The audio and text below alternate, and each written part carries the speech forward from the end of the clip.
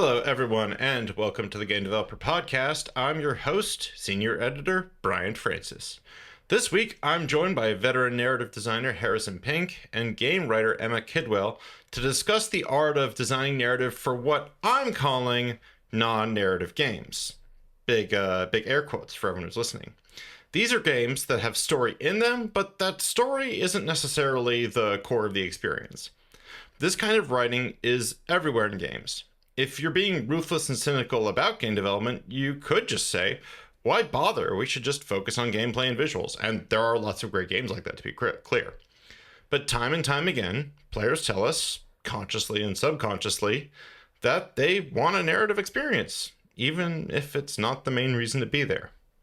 Harrison and Emma have both worked on games featuring this kind of writing, Diablo IV and Civilization VII, respectively, and have solved difficult problems that developers of all backgrounds have had to tackle. But before we begin, I want to roll out a few disclaimers. I'm interested in this topic because, well, as you heard me mention a few episodes back, I'm a freelancer on these kinds of games. Specifically, Proxy Studios Zephon and Iron Anchor Studios Down with the Ship. I really enjoyed working on them, I really enjoyed practicing my craft, but y'all deserve to know, this is part of my side work. Additionally, Emma Kidwell is a former contributor to Game Developer from back when we had that other name. If you don't know that other name, go look it up. And, hey, let's just get this one done up front while we're at it. Game Developer and GDC Festival of Gaming are sibling organizations under Informa Festivals. Now, with all of that out of the way, let's just jam, shall we?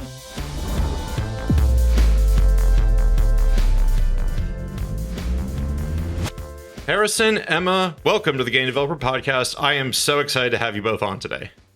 Thank you. Happy to be here. Yeah.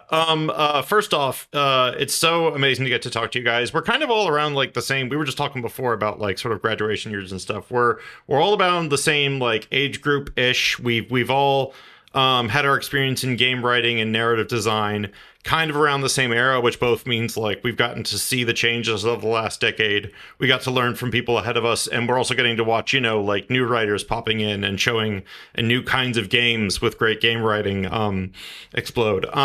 So today, like I mentioned when I, lined this all up, we're talking about games. We're going to use the words non-narrative games here. And yes, let's acknowledge this. Stories exist everywhere. I have a philosophy of good games writing is everywhere. But at the end of the day, there's a spectrum of Disco Elysium and the Telltales to, let's go over here to say, I'm going to pick a random game, Star Wars Episode 1 Pod Racing, which you could argue has a narrative arc still. And all of us, in our own ways, have had experience on projects. You guys have actually drifted far across the spectrum. I have been mostly in this territory of the non-narrative, right? Players show up for something else. So to begin, Emma, I'd like to, you have worked on something that is actually adjacent to Zephon. So I would like to ask you, you guys on Civilization VII really bumped up what you were trying to do with storytelling and bringing stories of history to life. You had this really complex system where stories were injected in, variables, logic from those stories carried forward, and then they carried forward throughout eras. That is a huge system. Whenever you were trying to wrangle your head around like a little tale to tell in there, what was a good starting point for you, I guess? What a great question. I can't take any credit for the narrative tool, firstly, just because that is the narrative director and the design team's beautiful design. And I had a lot of help from I would consider her my editor at that point. Her name's Nell. She's great. But it really depended on what civ or leader I was assigned. And luckily, if I expressed an interest in a certain type of civ or person or leader, we would work, my producer and my lead would work to make sure that I had some sort of, it didn't have to be like an emotional connection, but at least being interested in what you're writing about helps anybody. I'm trying to figure out how to talk about Civ voice without making it sound like it's something. It's a really hard voice to adapt to, I guess, once you come from writing an RPG based off of superheroes to Hmm. writing Which would very be Marvel's Midnight Marvel's Suns Midnight also Suns, from right? Firaxis. And you From got to do the wonderful Deadpool. Deadpool and Storm. Hmm. But going from writing under someone else's IP to something that has an established history that you had never played before. Civ, I never played until I was moved on to the project. So it took me a really long time to get a hang of Civ voice and making sure that what I was writing matched the tone of how everyone else was writing, and also writing to specific moments in history. And I had no idea what that meant. So to make a long answer even longer, I would have a lot of conversations with my narrative lead and my editor, and essentially they would ask me to think about the very, very macro level of somebody's life. Imagine that you are someone who is living in this time, okay? What is going on around me to inform this? Like, I'm trying to think of something that's not NDA'd at this point. I'm, in Han era China. What does that mean? What does that look like? All these questions now come up. If I want to say like, oh, I walked over here, is that true? Did I walk? What does walking look like? All of these questions start coming in, and I have to think about and truly get into the mindset of this historical period of time that I'm writing fiction on top of. Hmm. And something that helps a lot is reading and researching stuff that was written by people, if there are written records, or going to your historian and asking, where do I start? And how do I research good and well, since the internet and search engines have made that nearly impossible? And the answer is people who write PhDs, online encyclopedias, and your local library. But it's really remembering that so much of everyday life is made up of like mundane little things like brushing my teeth or folding my laundry, but you can extrapolate from that if you take time to understand like the context of someone's life. I hope that made sense and that wasn't too long-winded, but it's trying to remember at the end of the day, who is this person that you're writing about and what's going on around them to inform how they're feeling about this thing that you designed, or this trigger that is going to pop up and show you, hey, you did something really neat and cool. Here's a little storylet about it. No, Emma, that makes a lot of sense. I think sometimes the thing that's helped me in my craft is actually to also like, and this is something we've talked about with fanfic, with letting your freak flag fly, with Alexa Ray Correa's great talk about baby girls, and why do I always struggle with that one? About like, but truly like putting yourself in another person's shoes like that is sometimes just like, out of all the complicated ways to solve a problem, sometimes just that embodiment of trying to think like someone else is such a path forward. Harrison, you do not, you gave a wonderful talk about this in GDC 2024, about the quest design on Diablo 4 that you worked on, and how, in this game where people are very much here for getting to the end game, getting to the loot, getting to the boss rushes, still making quality content. You do not have history to fall back on. You may have a fictional world that's got you got 3 Diablos before you to work with. But you cannot go look up the Han Dynasty when you're trying to like, flesh out interesting activities in this world. So you can. Having you absolutely can. You can. Oh, yeah. You can go look at the Han. Well, okay, yeah, that maybe makes not that sense. specifically, but you can go. Yeah, I guess but I guess actually, I don't know. You've accidentally created a fun question there. What historical things did you look up while coming up with quests for Diablo 4? Do you remember? That's a great question. So, I mean, honestly, like the world is a dark fantasy world that is set at a very specific, like medieval era time. So this is certainly not necessary, and maybe other folks on team didn't do this. But for me, I always want to know, like, what's the truth of the space? Like, there's going to be demons and magic and all sorts of like fantasy stuff, but like living in a world that is terrifying, and especially in like some of the cities that are dark and cold and snowy, like, what did the sewer system look like? Like I set a quest that runs you through a sewer system. So like, obviously it doesn't have to be accurate. Like no one's going to care if it's accurate to, 12th century medieval sewers, but like generally does the vibe feel right? Does it feel believable? And also, like Emma said, like you get some really beautiful little details about everyday life and everyday people's life. So I always do still start with research about like what real thing am I basing this off of? You know, monasteries in the 8th century or whatever. Like what kinds of daily things did they do that I might be able to like spread and pepper in to make those characters feel more whole and real? Is still super important, even if at the end of the day it's going to be like, oh, I was, you know, possessed by a demon and killed a bunch of people. So, you know, there's still and maybe this is me reaching for a level of legitimacy that wasn't necessary, but I think it was just me being like, what can I do to make these characters feel memorable and real and not just cartoon, one-dimensional kind of cutouts, even though you're only going to spend 5-10 minutes with them tops.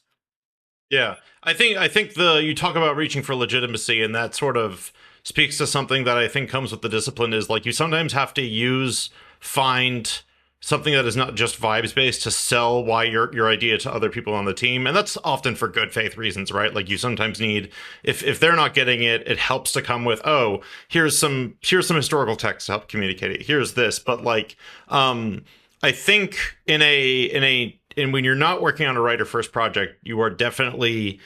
Do you ever feel like? What do you feel like? It's sometimes what works sometimes when you're communicating with your team members and you're maybe scrambling for that legitimacy, but you do have faith in an idea, a character beat, a quest arc. What do you think sort of helps them understand that thing you're feeling? I guess, assuming there's a moment where you're not quite lining up. A really, really good question. Honestly, I keep saying these are good questions. That was I think an you're just awful question, but I'm going to answer it anyway. Okay. I'll lie all the time. No problem. This is going to sound flippant. I don't mean it to be, but like that's not necessarily information the rest of the team folks need to know. Like, does the artist need to know about like the interiority of this character? Not really. Like, it's important to me. But one of the things I learned through making many mistakes over my career is learning to understand and appreciate other departments' success criteria, and those being different from your success criteria. So I'm going to like whack together a quest with a bunch of things that look awful. But I don't care because the story is told and it's really clear to the player. But like to the art team, that counts as a failure for the art team because the art team's priority is making sure the game looks good. So we don't have to agree all the time about what is like success, but I think it's really important, at least in a team setting, to understand that everyone has different success criteria and they might not, their criteria might conflict with your criteria. Like, I don't care about the art. The players know it's a video game at the end of the day, but that's not an okay answer to the other departments, and that's completely fine and reasonable. So I think trying to figure out how to get everyone on board with the vision, and because it was a gameplay first game, making sure people understand the gameplay beats, like what are we actually doing? Because nobody's going to sit here and read 1,000 pages of interiority of this character. Like, they want to know where to go and what to do and how to do it quickly. So prioritizing that stuff, and then just leaving it to myself to add the stuff that matters to me. Like, I'm going to add the character voice. I'm going to add the motivation. I'm going to add all the pathos and stuff that matters to me. But like, does the guy propping the cellar full of demons need to know that stuff? Not really. Like, it's the prioritization of information that you share. And I'm not hiding anything. If anyone wants to come to talk to me about that stuff, I would love to chat, love to get feedback.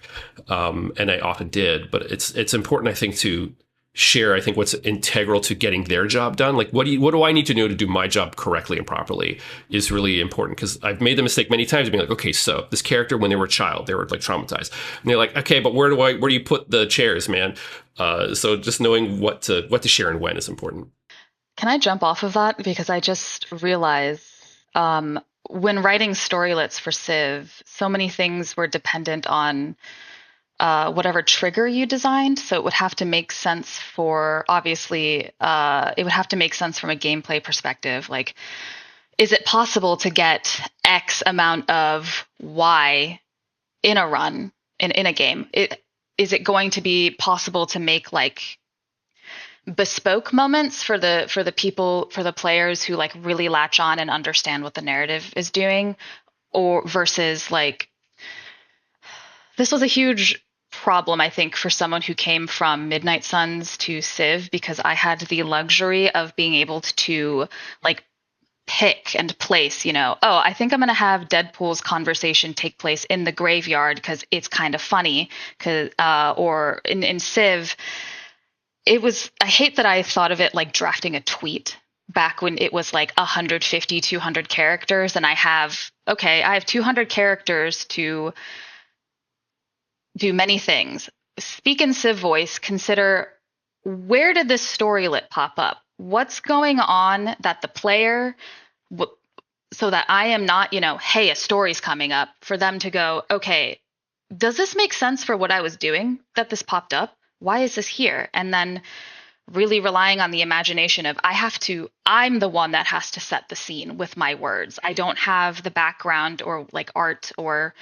anything behind the pop-up to really help me. And that not having all of that visual information makes it really hard when you're writing personal, like grounded stories, because it's like, okay, I want to do all the setup and then I get to the meat, but I don't have all that goddamn space. And that takes a lot of time and a really good editor and someone who will patiently work with you to go, let's keep whittling it down. Let's keep whittling it down. I was wondering if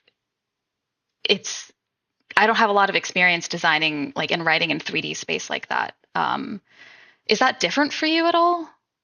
It's so funny that you bring this up, because like I have a very similar experience, except your version is much more difficult, which is I actually, again, in the GC talk, I talked literally about you get like 3 tweets total. Yeah.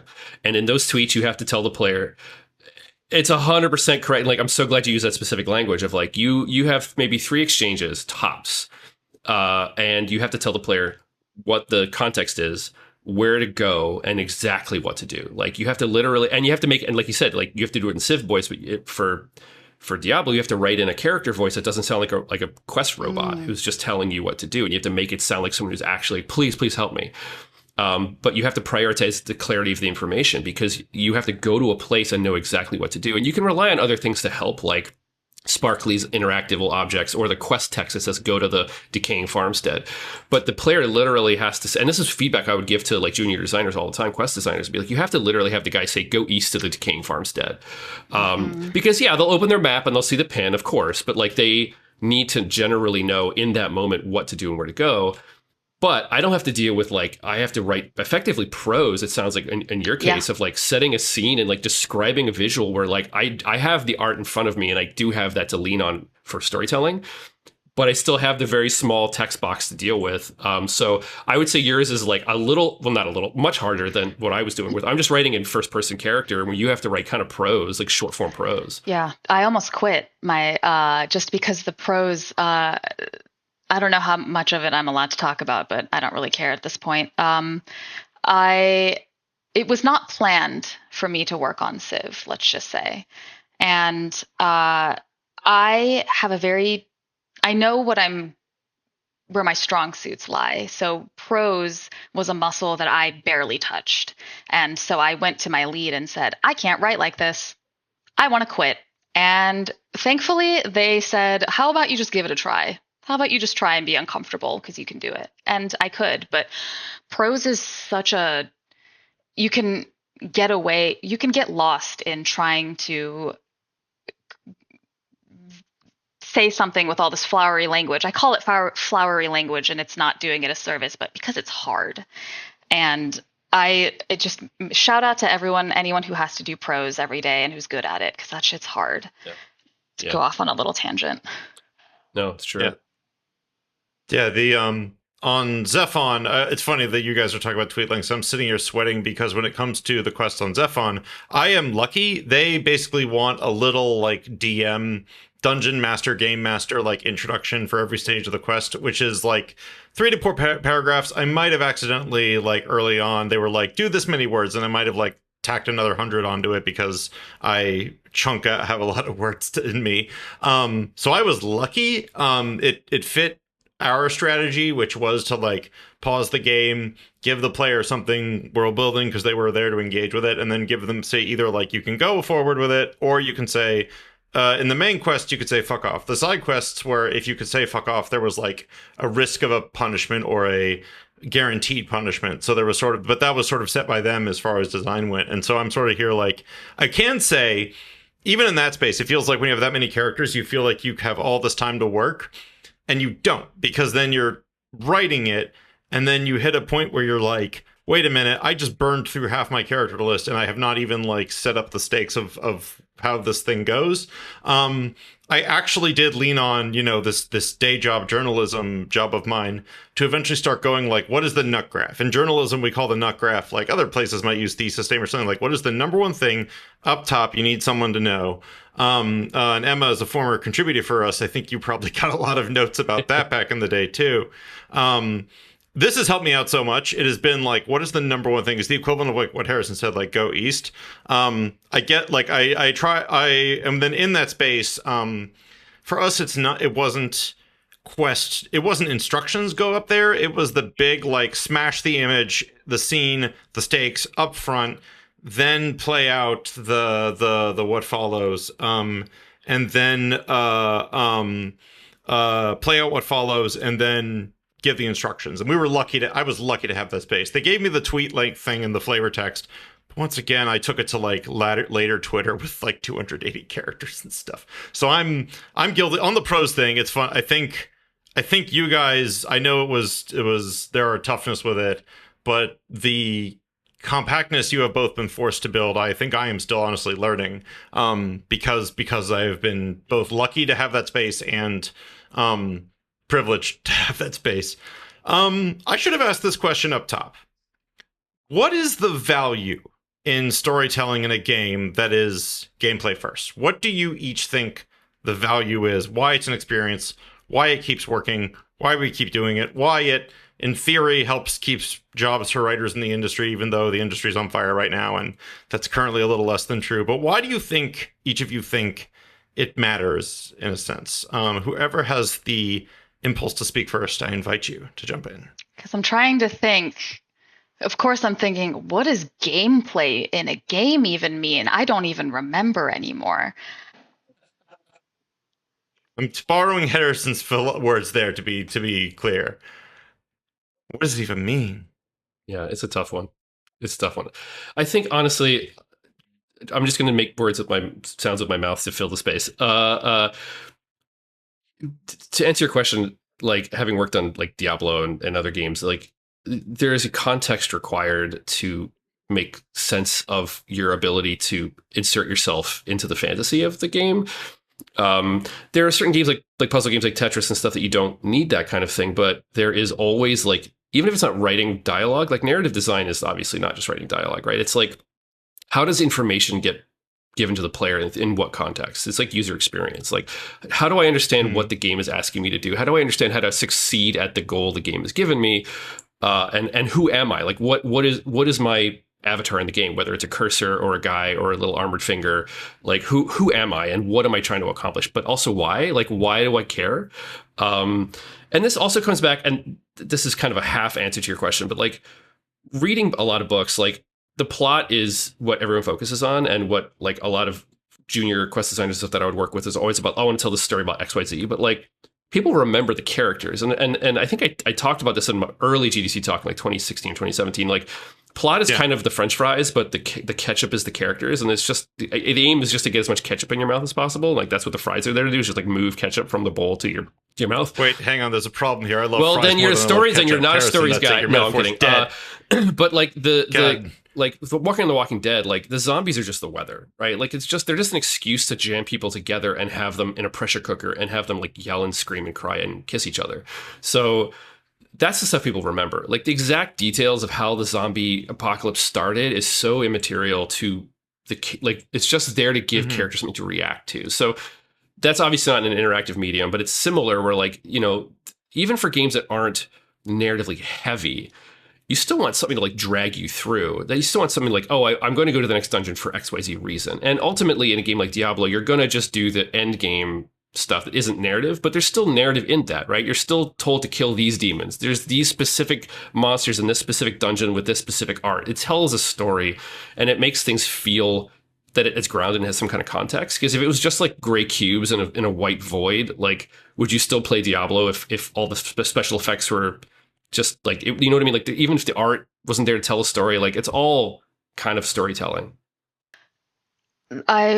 That reminded me a lot of this piece of feedback that I kept getting a lot on the most recent project I wrapped up, which I can't really talk about too much, but there was something that I used a lot as my guiding star, which was thinking about the player fantasy and what that meant for the specific genre I was working in. And at first I was thinking, trying to remove myself as the writer, the the person that comes in with all their biases and thinks like, well, I'm not like the person who plays this game, so I don't think about their player fantasy, and then realizing just how every, not genre, but every different type of game serves different types of player fantasies. And that means you have to, as the writer, it's your job to guide, like, you are shaping this player fantasy and constantly asking yourself, how am I shaping the experience? How am I shaping the experience? Especially when you have things like, I have a lot of respect for writers of shooters, because you don't really realize until you're doing it that people are not going to listen to what is being said. So how do you write around that? How do you do that? Well, you serve the player character fantasy by just short barks to like, hell yeah, you're doing this thing. You're incredible. And that helps, even if it doesn't feel like the good fun stuff, I guess. I also just realized, Harrison, did you write Tales or From the Borderlands?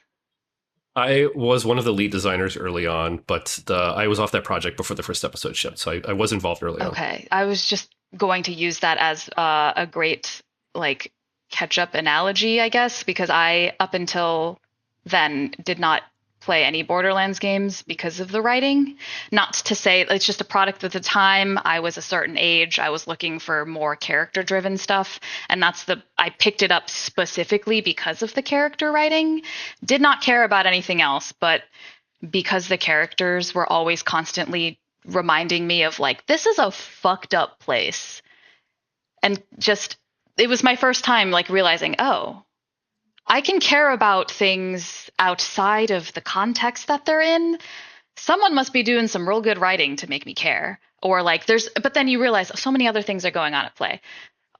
The player character fantasy is something that has just become like a new, I guess, I don't know. You don't really know. In practice, things sound like, yeah, sure. And then you go to actually do them and you go, oh, no one was bullshitting me. This is all not stuff in theory. Comes from research too, of like, players will not engage. And I just went off on a tangent of the player That's fantasy. Hey, guess what, Emma? Tangents are a podcast are just tangents persisting. That is me fumbling the quote on WandaVision and Vision's quote at the end. But truly, every podcast is just a That's why I love being on tangents. panels. The panels are great because it's all just tangents. Yeah. Yeah, the ones that aren't, actually, I should be clear. The people who like write scripts for podcasts, those aren't tangents. Well, sometimes they're tangents. Either way, they wrote the tangents beforehand. I think I asked that question because sometimes, and we've both had conversations about this. We've ranted about this. Some of these have been public, not public, which is that, like in a field like games where unless you're at certain teams, narrative does have to be sold, and the importance of narrative does sometimes have to be sold to other team members. And once again, let's operate in good faith here. We've certainly all heard bad faith ones. And I think people want to hear explanations for why, right? And two, I think there's something undervalued in assessing narrative on games where, again, we're in the spectrum of we're going to use my word non-narrative games as opposed to game flavorists. We're going to use non-narrative just to help us out here.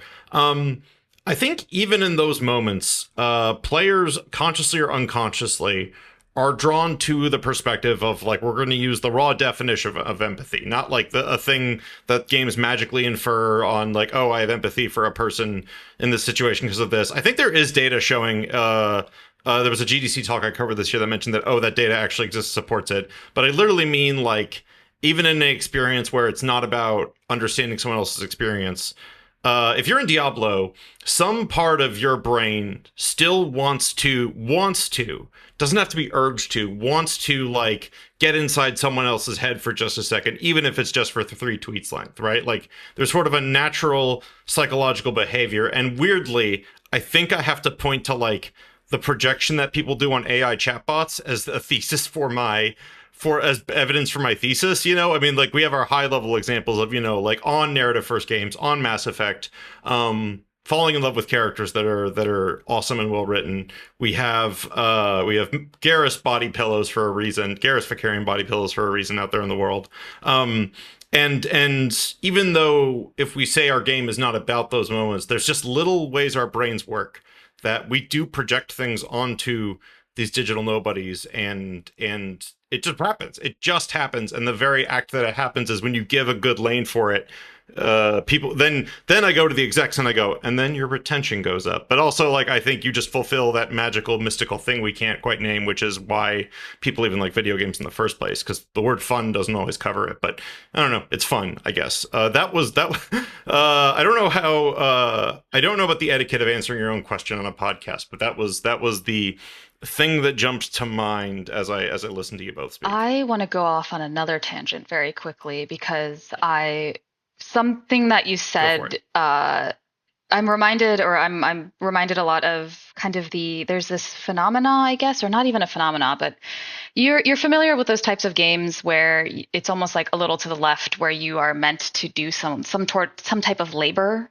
I think a lot about that. Yes. In AAA games more recently. I guess the longer I work in AAA and the more I realize that things are either not there because of money.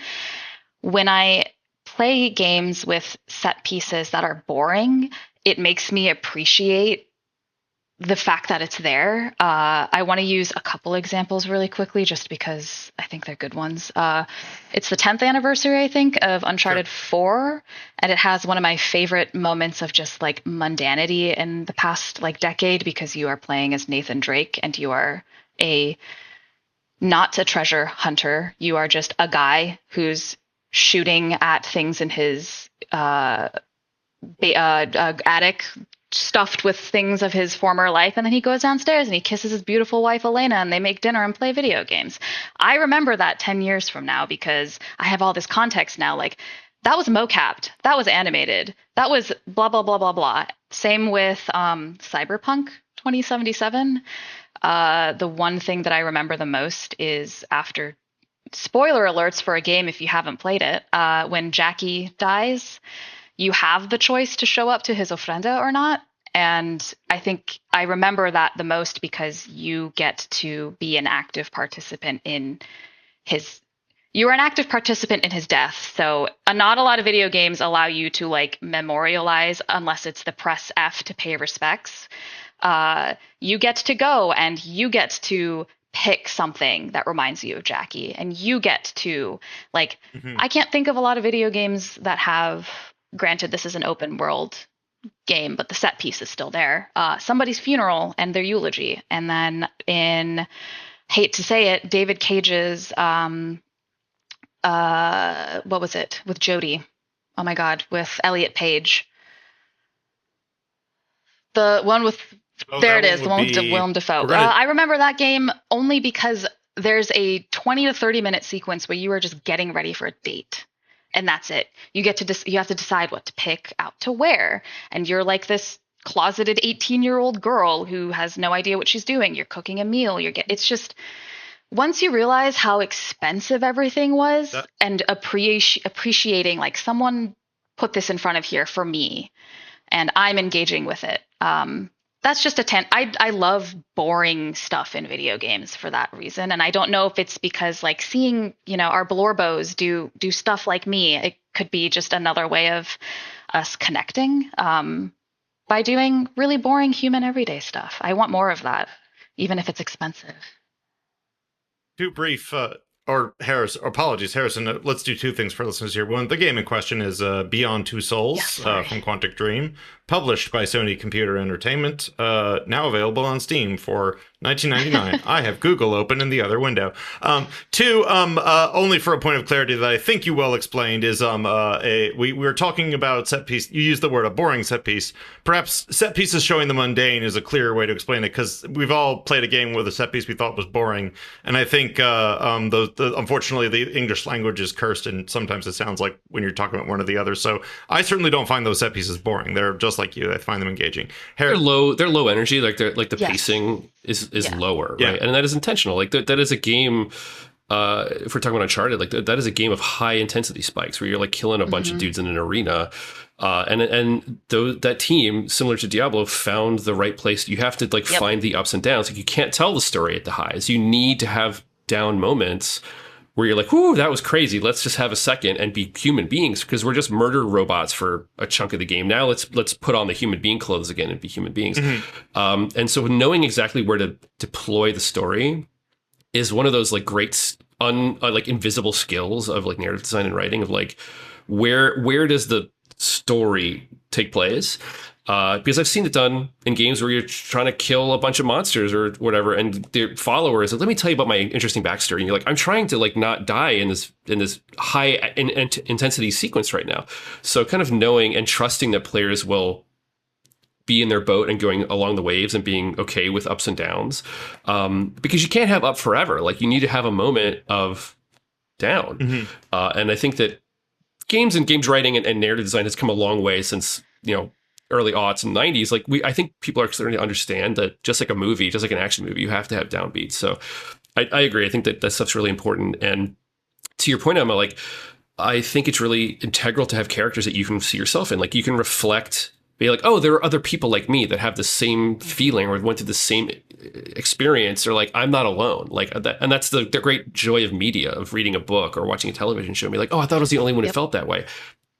It feels really good to see myself reflected in these characters. I also wonder, not to cut you off, Bryant, if that's why hub spaces are becoming a little more frequent outside of just your RPGs. I know Expedition has Expedition 33 had a hub space, and I think a lot of writers or designers are using hub spaces as like this liminal space of character exploration, a time we can take a breath and also have character moments and stuff. It's Pragmata has one which rides the line between quote unquote narrative, non-narrative, because it's a highly produced cinema, like AAA adventure with a linear story, and also you're there to do the crazy robot shooting, the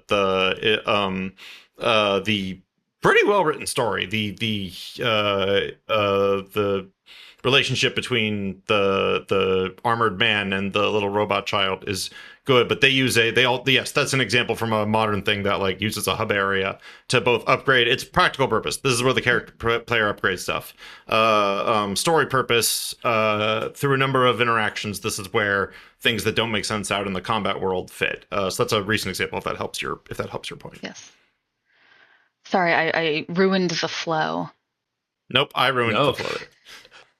It's funny that you spoke a moment ago about a very specific thing, which was in Cyberpunk, the characters sort of reflecting back on previous events in the story, which I found is becoming more of a thing, but it's still one of those things where like horrible things happen to characters and stories, and the game just sort of like you in the moment you react, the characters react strongly, negatively, whatever, and then the game just kind of moves on to the next objective, and we never really talk about that stuff again. So I'm glad to see games treat their characters as living people who have lives outside of exactly what you see on the screen, because it's so easy to not do that. And a lot of times, like with the amount of space you have in the game, you don't have space to do that. So as you said, because it's an open world game, there is more space to do that.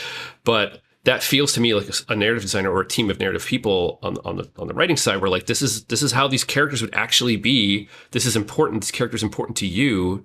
And we need a moment to like reflect on the things that have happened. Even in Diablo, right? Like horrible stuff happens to these characters all the time. And then it's like, okay, cool, on to the next demon. And so it's really, and it's not exactly glamorous either. Like it's not like to your power fantasy conversation earlier, like you don't want to reflect on that stuff because it's sad and it makes you feel bad. But that's the stuff people remember, I'm just going to use an example from my own work. not to pump up my own work or anything, but like there was a character in Diablo 4 called Thaisa who goes through a really traumatic experience where she's like tattooed against her will, and it's a horrifying thing for a person to go through.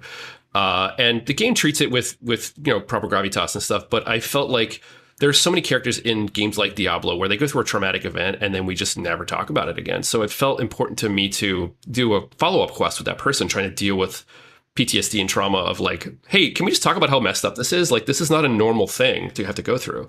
And it was, again, to your point, like maybe one person saw that and was like, this really helps me go through something difficult that I'm going through in my time. And maybe most people just play it like content and they're like, cool, that was fun. That was an interesting story. And they move on. But once in a while, like it affects one or two people really deeply and can sort of let them see themselves and their struggles reflected in something else. And it's a video game. And it's ultimately entertainment. But being able to see a difficult part of your life reflected as well as an understandable and, respected part of that process of being a person, I think could be really, really powerful. And I hope to see games do more of that stuff, because that moment that you said like really stuck with me for the rest of the game. And like you said, being able to pick things and talk about your friend and all the experiences you've gone through, and the voice acting was fantastic and everything was, you really felt like that was a real person and all the characters around them that were affected by that and your choices in the game. It makes your choices in the game feel weighty because there's consequences, and the consequences aren't just like wiped off the whiteboard and we start again with a new quest. So a big yes and to that stuff. I'm glad to see more games taking their story worlds and not making them disposable. Especially for, I keep saying genre, but that's not I'm reading too many books. This is where my ignorance and my not game playing shows through, because Diablo 4 is a MOBA. It's not. It's an ARPG. Okay. It's an isometric camera, but it's Diablo 4 was online and shared like online space. So it's kind of like an MMO light where you see other people running around the world and stuff like that. So yeah, I was gonna say it's funny if the Diablo series has so effectively like become such a monster, if you will, that people kind of forget that it is a little bit of a weird genre. It's like, what is it? Is it co-op? Yes. Is it single player? Also yes. Does it have a story? Yes. What is the player's goal? To click on things a lot. It feels good to click on thing. And we've all settled on ARPG and all sort of like, I think, started sweating and going like, oh God, I hope that definition holds up. I hope it holds up. But then, it doesn't, right? It doesn't, because like The Witcher 3 is an ARPG. Like it's an action role-playing game. Yeah. So like that again, like that genre means kind of nothing. Yeah. But with I guess The Outer Worlds 2, which again, it's not an immersive sim. It is, well, there it is. There's little things that happened in 2. I don't remember too much of it because I played it right after I got laid off and I was recovering from burnout. But there's this little, hell yeah, brother. There's this little moment where I'm on the ship and I run and I jump, and one of the characters, Niles, looks up at me and he comments on the way that I just jumped, and I turned because that's the first time that happened in any video game, and I was like, this man's remembering what I'm doing. So I do it a couple more times and then he'd still say stuff about it. So it's like finding new way, like realizing that, I don't know, the reactivity that's coming back to me in ways that I didn't think someone was going to see. Well, I mean, using the Outer Worlds 2 again as an example, the feature that comes up depending on how you play to give you sort of a handicap's not the right word. Not even assistance, a hindrance. So something's like creaky knees. Assistance? If I crouched a lot while I was playing, it would ask. Right. And so right. Even though I do not want to play like that, I like that the game is peeking over my shoulder and saying, I see that you like stealing a bunch of stuff. Want to make that a little harder? Or I see that you love lying. Let's make that a little harder. It's just like, I want seeing that in games where I truly thought, okay, I know the formula, I'm good. I don't know. It's that like uniquely human, like someone thought of me specifically. And whoever thought of me specifically at Obsidian, thank you, is all I have to say. Yeah. It's interesting because, sorry, go ahead, Brian. Oh, I was only going to say I have a example for listeners. My own, once again, now I'm cursed because I'm tuning my own horn, but this is my podcast, and this is the this is the red line I'm always like nervous to touch in terms of crossing the streams of my work. But there was a problem on Zephon that not even a problem actually, there was an opportunity that I felt as someone who likes playing top-down games where I move little guys around. This explains the tabletop miniatures, the turn-based, my love for turn-based tactics. And we come up with a region system. There was a region system in the game where as the player moves through the map, like different regions have different names. And it was like, congrats, Brian, here's your game writer job. Name 20 of these regions for every kind of region. And I was like, all right.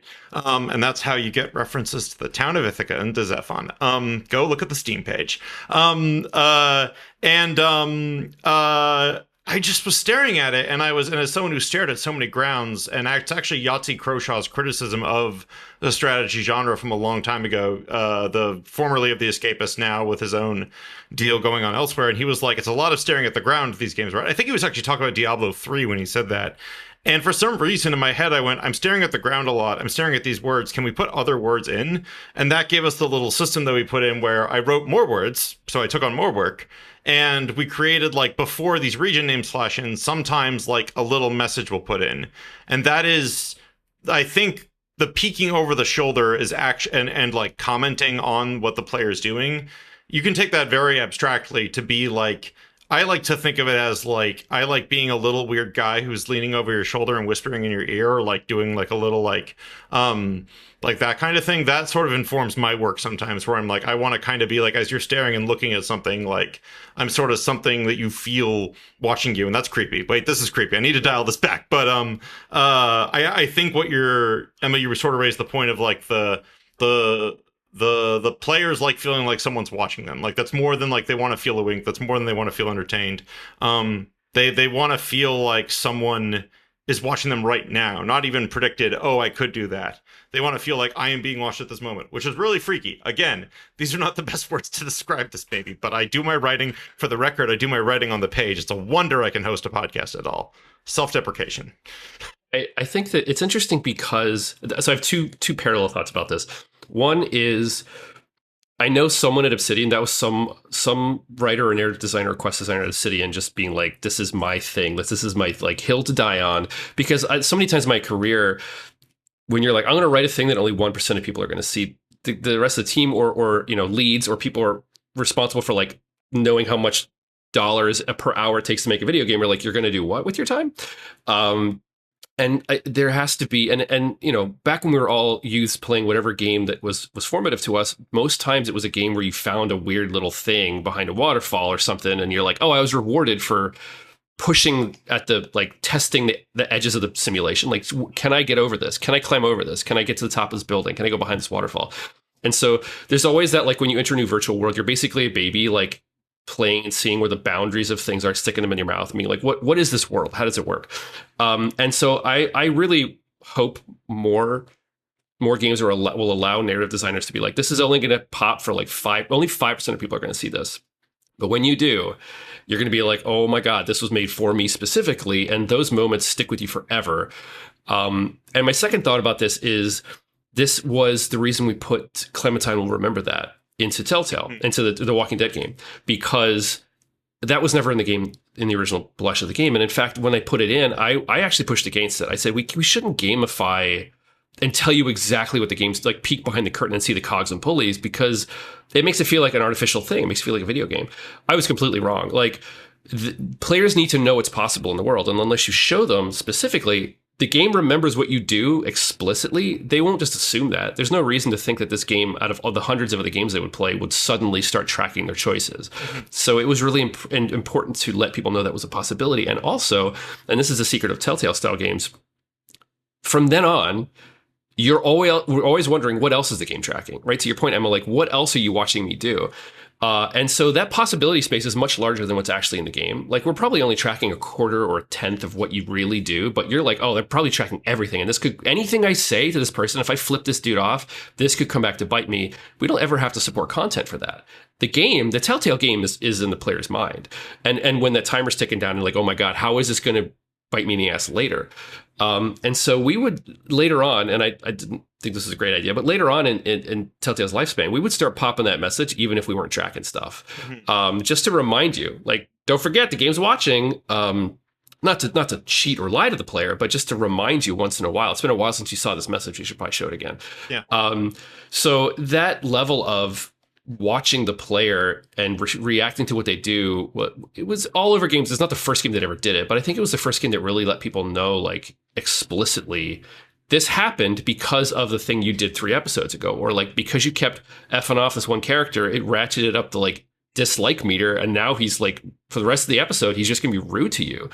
And writing that is a ton of work because you have to like expand out, anyone who's ever written a nonlinear branching narrative understands this, but you have to sort of also figure out from watching people play, like, oh, people keep doing this one weird thing. We should probably add some dialogue for a character being like, why are you doing that weird thing over and over again? So early playtest is like super critical before you're running out of budget to like include more of that stuff. Like, oh, I see that Emma's jumping over and over again. We should probably have a character comment on that. Especially like, again, I was launching myself off of, in any game, if you were giving me 2 levels and a ladder, I'm never using that ladder. But again, like the first time the game is noticed, I'm going to use myself here and my work as a little jumping pad too. Go for it. When doing Deadpool and Storm for Midnight Suns, having an IP to work with gave me a lot of constraints, but I also recognized with great power. I understanding Deadpool is a great example because he's incredibly meta, and I also knew that there are some expectations placed upon a character that breaks meta. So then how do I feed everybody and keep them satisfied? So there's stuff that I don't even know if it's been found because the way that it's triggered or hooked up is so specific. Like, if it made sense for Deadpool's character too, so pitching it wasn't even that hard. But for Deadpool, if you, after I think you speak to, I forget when it is in the Abbey. I don't remember my own game, but there's a sequence where you can keep talking to Deadpool after you're done and just keep clicking talk, and he'll say, I'm done talking, I have nothing to say. I have nothing to say. And then eventually, if you poke him enough, a conversation will start, and he will actually tell you, the player, not oh my god, I forget our main character's name, the hunter, not speaking to the hunter, speaking directly to the player, like, you got to stop doing that. Or with Storm, if she was wearing a specific skin, if certain characters talk to her, like maybe Wolverine, they would have a completely like separate interaction that I wrote for the people who would remember, oh, Storm's really kick-ass mohawk, that get up, and then remembering, oh, there's people in her life that if I maybe go up and talk to them. So like, at least from a writer's perspective, trying to respect the time that people are giving me by also offering, like, I'm thinking about you as well. Like, I'm not only thinking about me. It's, I don't know, coming from someone who played and then having the incredible opportunity and gift to like write is, I don't know. I'm hoping that inspires other people when it comes time to them writing stuff, because what we do is a privilege. Not to get on my little soapbox, but I like the soapbox, Emma. I think toward as we wind our way towards a finish of some sort, because we could go full Return of the King with like 3 endings if we want. I don't know. I think there's a specific question about your background that makes your work on Civ so interesting, that makes your work hopefully on these other upcoming games that we get to see from you so interesting, is your background. You have a background not only with your Twine games, but with also Hindsight, with what we might call, I've heard it called the memoir game. Would you call these memoir games? Yeah. I think this is a phrase, maybe it's even in your bio or something. There are writers who go from, these kinds of games into AAA. For you, but there's not tons of them. Is there a line you think you can draw? Because like you said, your journey into Civ was, uphill, like having to learn new skills. But was there anything back in your, like memoir game making experience that you think helped pull you out of a tough moment, or like made it possible, made it easier. Does anything jump to mind on that front when I ask you to look back on your memoir game background? Ooh, what a tough question. I want to shout out Chris. I forget his See, now it's last not good, name. it's just tough. Excellent. Is it Chris Plant? He used to be at Polygon. He has Yes. Postscripts, I believe, is what he runs. I would need to look it up, but I believe he's the one that I've seen coin the term memoir game for what used to be referred to as vignettes, borrowed from the literary term. Like you have I'm going to shout out Nina Freeman just because she's the one who really championed the word vignette for what memoir has become, because memoir is essentially your personal games or your autobiographical games. So memoir is just like a pretty little bow to put on top. But with regard to your question, I think for some reason in the way that my brain works, needing to hear from my team, just think of the personhood, like just forget about everything else. Really put yourself in the shoes of what this person might be experiencing, and then leaning back on how I chose to convey certain topics or themes from my own personal life and present it in such a way that was interesting and also relatable. It's hard to talk about designing like that because I think a lot of it is intuition, which is not something that you can really package up and sell, but it's something that you get better at just by doing it or playing a lot of memoir and seeing how other people have packaged. What I used to joke and call it like it was mining my trauma, but I don't think that's a very good way of describing it, because I think using hindsight as an example, it was never meant to be. Mary, our protagonist, was actually not a Japanese American woman. She was a Latina woman. And somehow throughout production, I floated the idea to my creative director and Annapurna. Like, what if she were mixed Japanese? I can kind of write to that. And then it just coincided that my life was mirroring the game narrative that we had already written. So I was kind of writing Mary's perspective as I was living through it, but I got to express it through someone who is living a completely different life than me. But I get to I treated her as someone who I knew that I was putting bits and pieces of myself in and just creating everything else around it. It does not, I can't talk about it, the craft, without sounding like I'm a bumbling idiot, but I think it's truly intuition and really thinking about the human condition and the Civ voice of really get at the crux of what you're saying, and everything else is just supplementary. It's really hard. You just have to trust yourself, and that just comes with time and experience, unfortunately. I hope that I hope that was useful. I think my observation might be that a memoir game is, if all game writing and all writing is trust yourself, and those of us who play our first playgrounds are in genre where you get to lean on cool stuff like, hey, it be a demon or spaceship, and you get to be a little bit more like, we're all, you get to learn to trust yourself and trust that, hey, other people also feel that silly little giddy feeling when they see Big Robot. Memoir, however far down the I understand we made my mining for trauma. Thankfully, I think the genre has wonderfully, you in your work and other people have, shown that it's not just about trauma. It's about many human experiences. I would call that lifting weights. It's that Rock Lee from Naruto thing that it's. I use that metaphor all the time, even though I'm not a Naruto head. It's like when he drops, you train with those weights, and then when you drop them, when you come back to the genre world, for whatever kind of writing background you have or life background you have, the time you put into that, I think just it just explodes when you get a chance to like work in another genre, like your training goes in. Um, just to kind of round things out here to close, Harrison, having been on the journey you've been on through Telltale, through the Mafia, through Mafia 3, through Diablo, through Myst, you're sort of beginning a new adventure, which is super exciting. We celebrate folks in games, finding stable ground, however long or short it may last.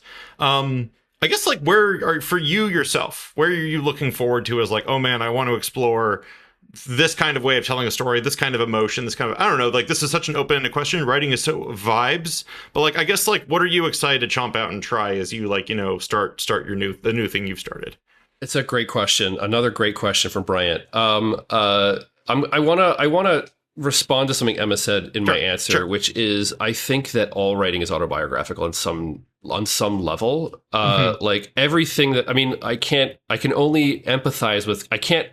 I'm going to write characters with lived experiences that I've never had.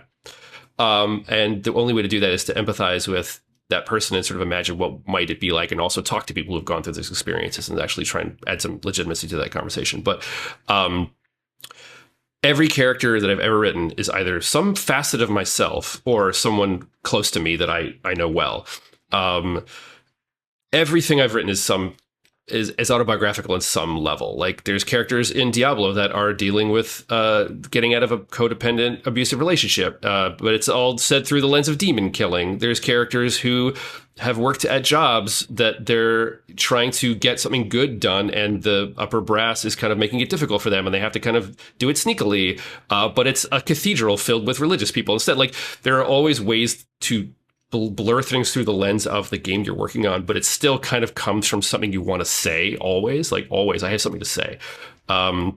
Whether that's a good thing or a bad thing, I don't know, but it comes from somewhere deep inside. And I deeply believe that creating and creation is an inherently self-destructive act, because you're ripping chunks of yourself out constantly and stuffing them into a box and being like, here you go, here's a box of my flesh. I hope you feel the same way that I do. Like all I'm trying to do is communicate who I am as a person to you. Please, hopefully see me. Like that's what I think all neurotic creatives do.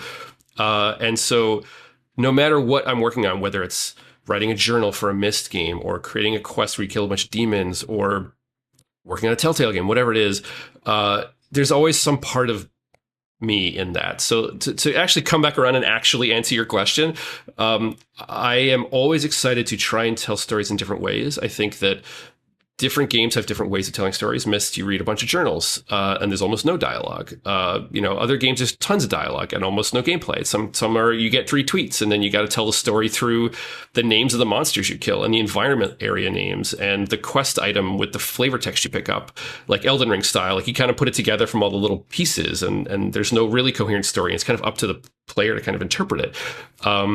And so I'm always, but no matter what game I work on, and I think this is probably true of a lot of people, so I'm certainly not special in this regard, that like we're always trying to ask some kind of dramaturgical question, which is a kind of a highfalutin way to say, like, what is the theme of the story, and what are you asking the player, and how do you answer that through the gameplay? Like you can add, like, for example, the question of Diablo is, or not question, but like the thesis of Diablo 4 was like, demons will eventually get you. Like it's very Gnostic. Like, you can resist and resist and resist, but one day you wake up on the wrong side of the bed, you stub your toe, and you're like, God damn it, and you give into into temptation of some kind.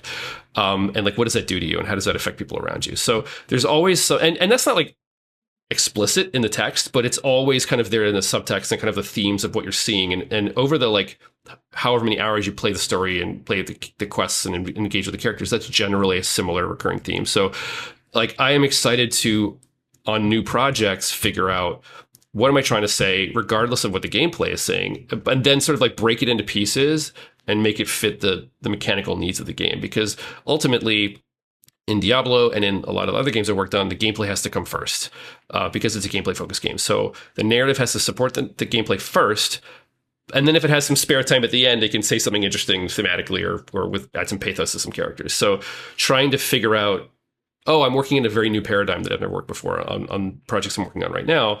How can I still accomplish the things that make me happy and sort of tickle my brain while also supporting the needs of the mechanical parts of the game and like making the game a fun game to play. And if that stuff gets noticed, great. If it doesn't, that's also fine.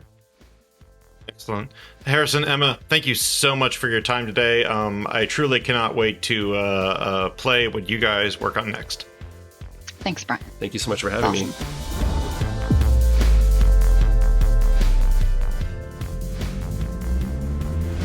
Thanks again to Emma and Harrison for coming on the podcast. We did kind of wander into the topic of story-driven games there a bit toward the end, but storytelling doesn't exist in a vacuum.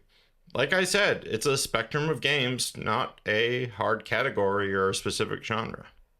Today's episode was edited by Pierre Landreau, and our theme music is by Mike Meier.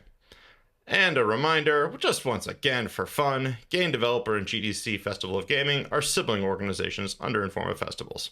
We're very happy siblings.